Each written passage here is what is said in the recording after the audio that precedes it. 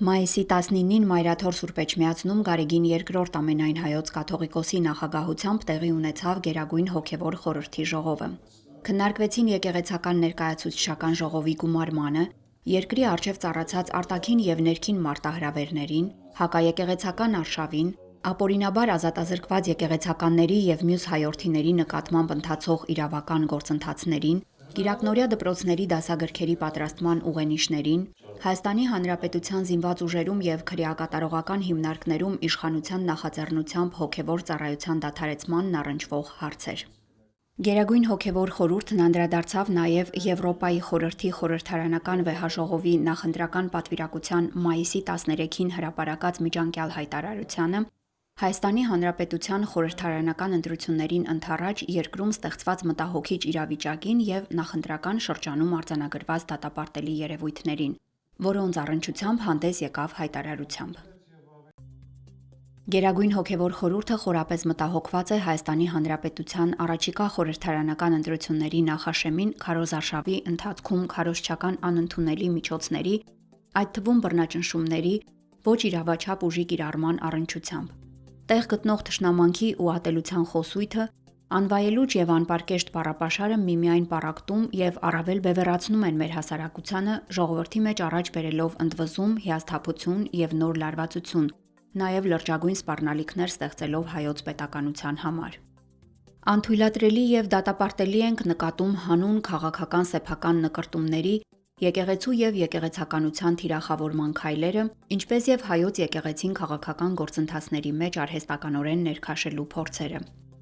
Այս լույսի ներքո խիստ տարակուսելի է Եվրոպայի խորհրդի խորհրդարանական վեհաժողովի նախընտրական պատվիրակության մայիսի 13-ի միջանկյալ հայտարարության մեջ հայաստանյաց առաքելական Սուրբ Եկեղեցու քաղաքականության մեջ աննախադեպ ներգրավվածության վերաբերյալ արձանագրված գնահատականը, որը նկատում ենք ապատեղեկատվությամբ ուղղորդյալ եւ ամբողջովին հակասող ԵԽԽՎ 2026 թվականի հունվարի 25-ի թիվ 2633 բանաձևին։ Փոխարենը Մայրաթոր Սուրբ Էջմիածինը Եվրոպայի խորհրդի խորհրդարանական վեհաժողովից ակնկալում է հստակ գնահատականներ Հայաստանում հայոց եկեղեցու դեմ իշխանությունների սանձազերծած արշավի,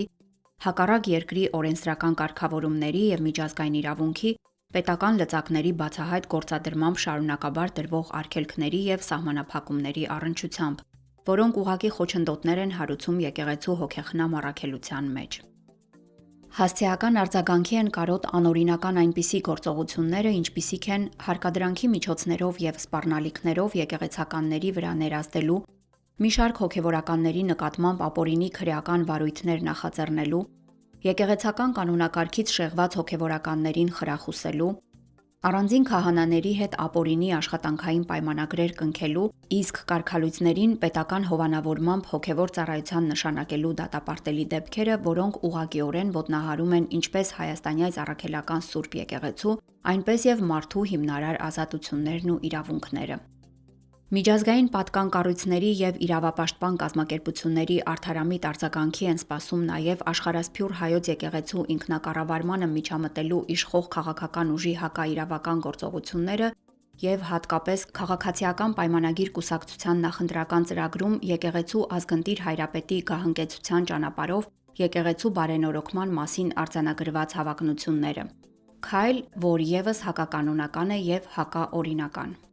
Գերագույն հոգևոր խորհուրդը հարկ է նկատում վերստին արձանագրել, որ եկեղեցուց եւ եկեղեցական իրավասու մարմիններից դուրս որևէ կառույց, անգամ պետական ու քաղաքական իշխանությամբ օժտված, չի կարող իրականացնել եկեղեցական կյանքի բարենորոգում։ Ընտրությունների արդյունքում ժողովրդի շնորհած վստահության քվեն բացառապես կարող է օգտագործվել պետական ինքնիշխանությունն ամրապնդելու, երկրի սահմանների անձեռնմխելիությունն ապահովելու,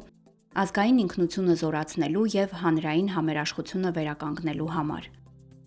Հայոց պետությունն իր ազգակերտ առաքելությամբ բոլոր ժամանակներում եղել է ամուր պատվարը մեր ինքնության, խարիսխը մեր հարատևության։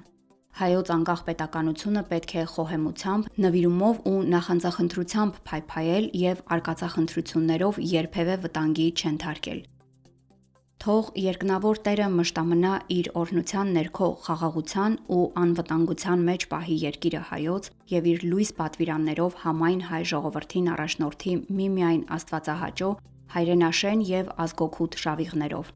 ասվում է հայտարարության մեջ։